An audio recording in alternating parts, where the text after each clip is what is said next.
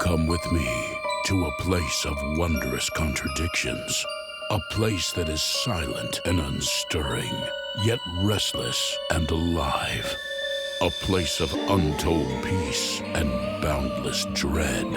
Come with me into the very cradle of darkness, where those who dwell alone.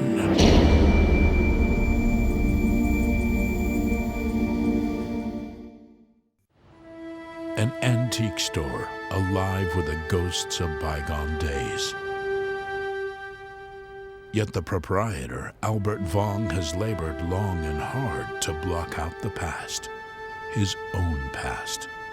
A survivor of the killing fields of Cambodia, Vong has consigned his painful memories to the tomb of his mind. For 20 years, he's kept the lid closed, a struggle that continues to this very day. My, what an elegant steak knife.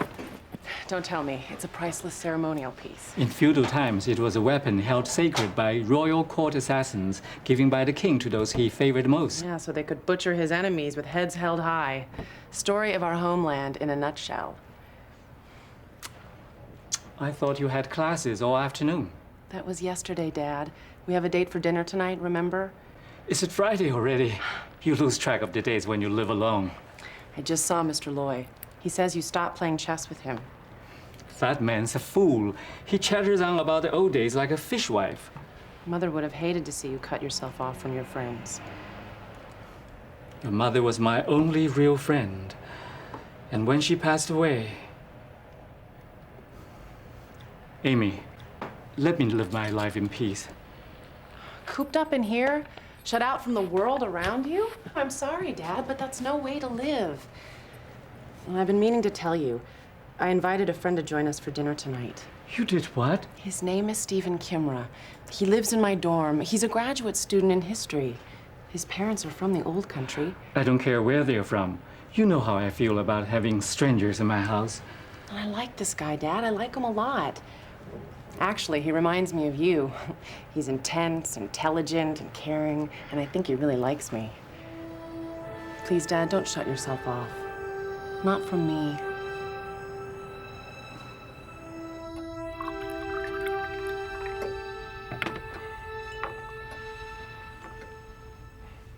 Thanks, Amy. Interesting design. From the looks, I'd say Qing Dynasty, 16th century. 19th. Of course, the Tung Chi reign. 同治.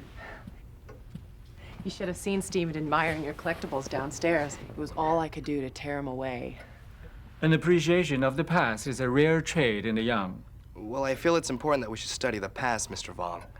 We live in a world that's quick to forget, especially when human suffering is concerned. Take our country, for example, the time of sorrows, of the hooded death squads. Would you believe my sister's children had never heard of these things? Maybe that is for the best. I can understand how you feel. Amy tells me you're one of the survivors. The world has a lot to learn from those who escaped the slaughter. Escaped? No one ever escaped. Not as long as they remember. I'm sorry, Steve. It's just that... I'll be right back.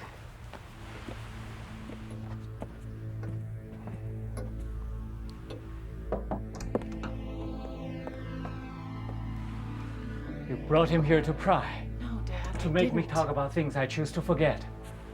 It's just that Stephen is writing his thesis paper about the time of sorrows. And when he asked me for my help, I thought that... Thought maybe- what? That I could be tricked into opening old wounds, share my suffering with a stranger. I know how guarded you are about your memories. But maybe sharing them could help heal your wounds. I want him out of my house, out of my life. I'm sorry, Dad. I never meant to hurt you.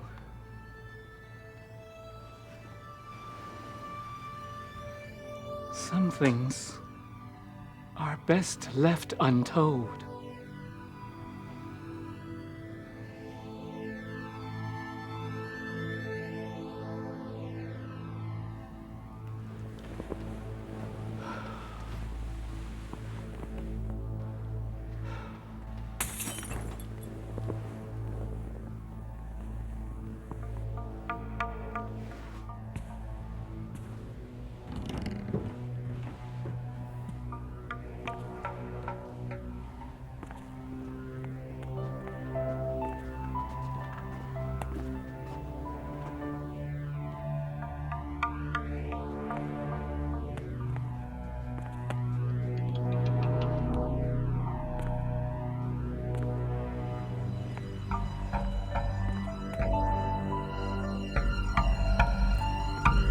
there?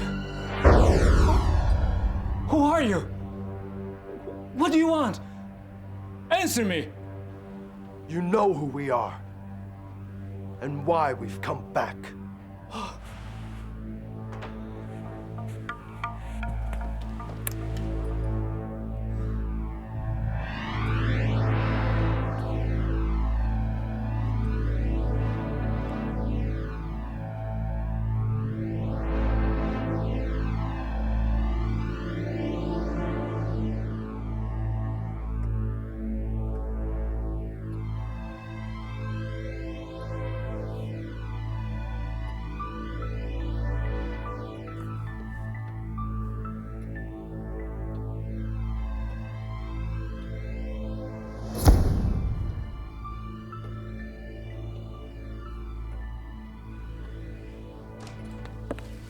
Morning, Dad.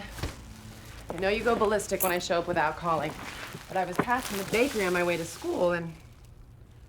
What's wrong, Dad? You're pale as a ghost. I didn't sleep well last night. The nightmares again? I'm fine, Amy. Really, I am. Are you? Friends of yours? They were, once. Then one day they joined the secret police. They returned to my village, rounding up people they had known all their lives, rooting out subversion by any means possible. You have no idea the depth men will sink to in the name of following orders. I've tried to put the past behind me, prayed for strength to erase the terrible memories from my mind, but it's no use. They won't let me. There's no shame in being a survivor, but maybe the only way to bury the past is to face it. Talk to Steve, Dad. Tell him what he needs to know. It's time to put these things to rest.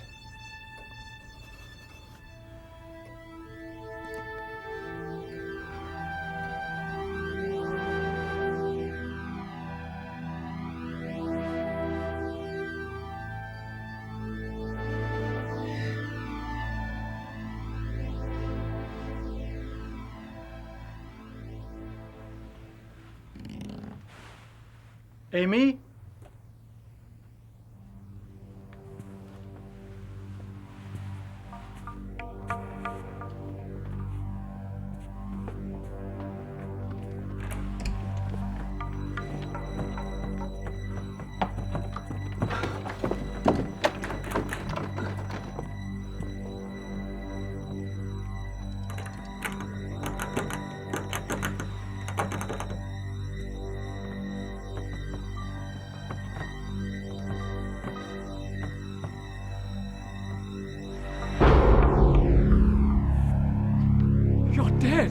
All of you are dead! You're not the kind who die easily, Vaughn. No one knows this better than you.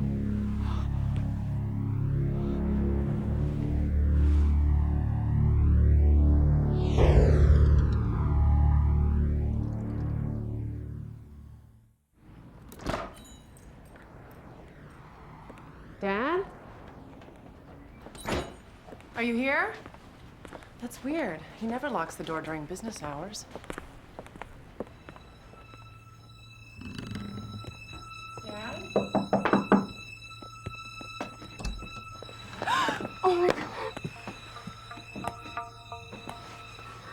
Is he? It's okay, Amy. He's coming too. It's all right, Dad. You're safe now. They've come back from the dead to reclaim me, to punish me for surviving.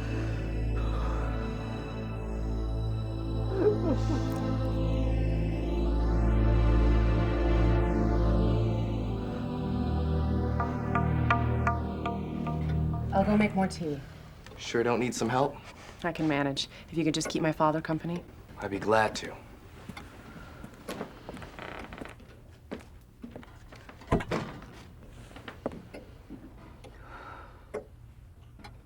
Those men you said came back. They worked at the S-34 interrogation camp, didn't they? An amazing achievement. You escaping that charnel house. How did you ever manage such a feat? I don't want to talk about it. Did you know out of 14,000 prisoners held at S-34, there were no other known survivors? I want to be left alone. Years later, after the death squad leaders were captured, many victims from other camps came to testify, but you weren't among them, were you? No more. After the trial, many people traveled for miles just to witness the executions. How appropriate. They got to wear their hoods before the nooses tightened around their necks. But you weren't there to witness it, were you, Mr. Vong? In fact, you never even left this store. What are you saying? What are you accusing me of? Just searching for the truth. The truth. I'll show you the truth. A souvenir from S-34. A scar so deep it refuses to heal. Is that proof enough of the pain I endured? But the question is, who was the one wielding the blade? That's enough! What the hell are you doing? I'm sorry, I don't even Amy, want to you hear don't- your explanations. Get out right now. Get out of my father's house.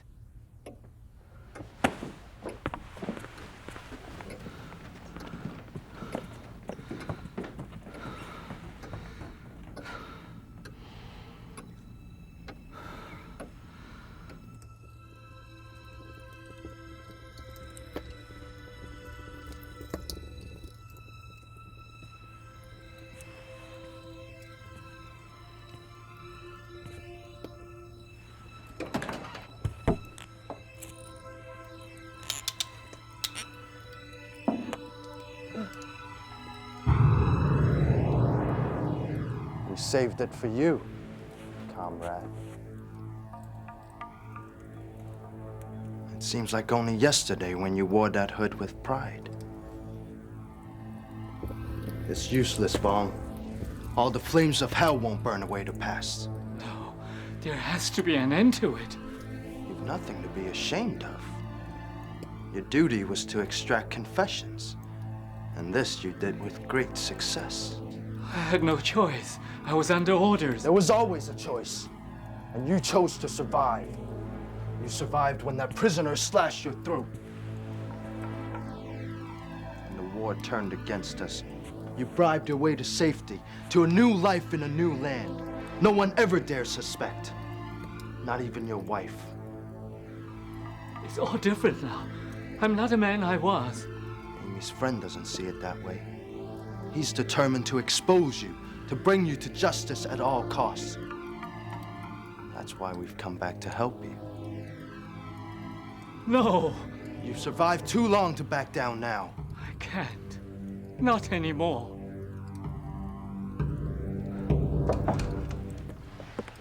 It's over, Dad. He's gone now. Gone? Kimra will never come back again.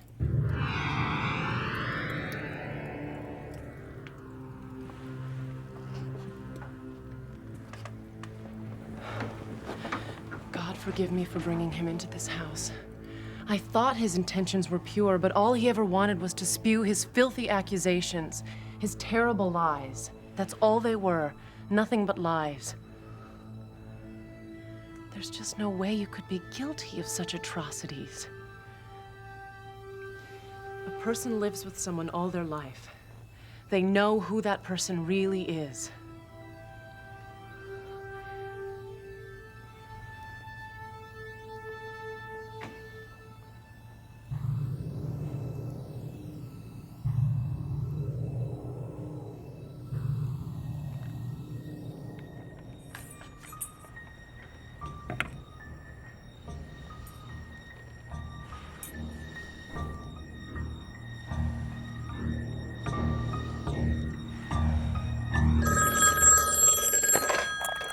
Yes? This is Stephen Kimra. Need to talk again, Mr. Vong. About what? Justice. Long overdue. Only this time we talk alone. You have to spare Amy the shock. I'll be there in an hour.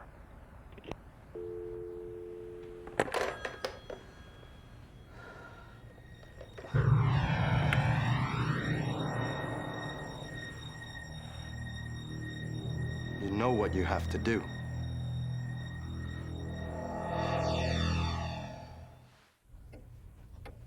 It was only last year when the records were found. Right there on the blood-stained floors of the back rooms of S-34 were these meticulously kept files of those who commanded the prison. These daily logs of torture and genocide, these documents of death. Among the hooded interrogators, there was this one who stood out. A man so merciless that he became known by his own comrades as Brother Death. Seems that after a long day of beating out confessions or performing executions, Brother Death would retire to his room and while away the hours, admiring the beautiful antiques he obsessively collected.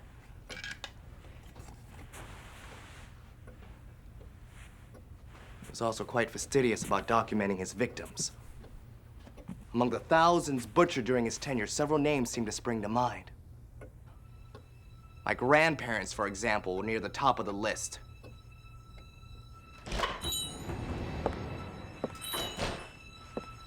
What do you propose to do with me? I'm willing to offer you a chance to turn yourself in quietly. So what's it gonna be, Brother Death?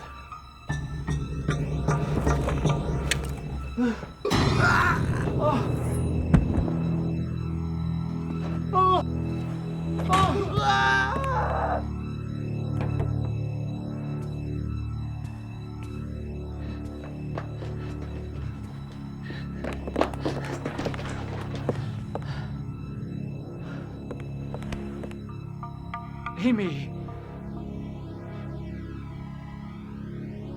You killed him. Amy, I swear I didn't. Even when he threatened me, I couldn't. Threatened you with what? Where are you going? To call the police? No, don't. All those things he said about you, they were true, weren't they? Amy! My whole life I looked up to you like you were some kind of saint. God, help me. And all the time you were living a lie, pretending to be a victim to save your own worthless skin. You're still my little girl. My own flesh and blood. Don't touch me. You're not my father. You're not even human. I don't know who you are. I never did. And I never will. Amy, come back! Amy!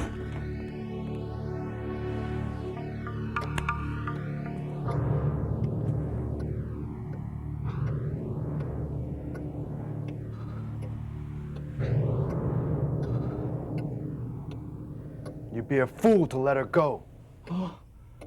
She's determined to betray you. I could never harm my daughter. She's all I have left in the world. I'm afraid you're already dead to her, comrade. When your heart stops beating, it will be a mere formality. Unless you stop her heart first. No!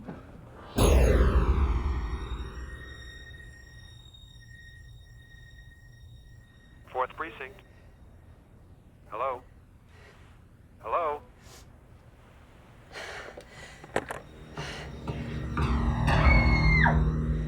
God. Amy!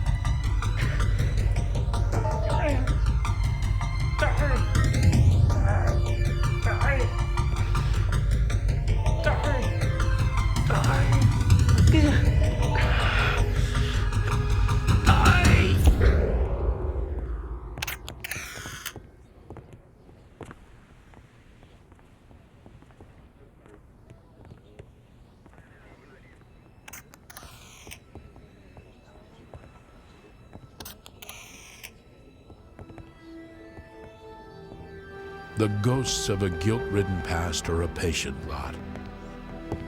They can lie in wait for years, festering in the darkness of memories, hungering to mete out the justice that's been long deferred. When at last the hangman calls, he often wears a familiar face. In the case of Albert Vong, the face of his executioner was all too familiar.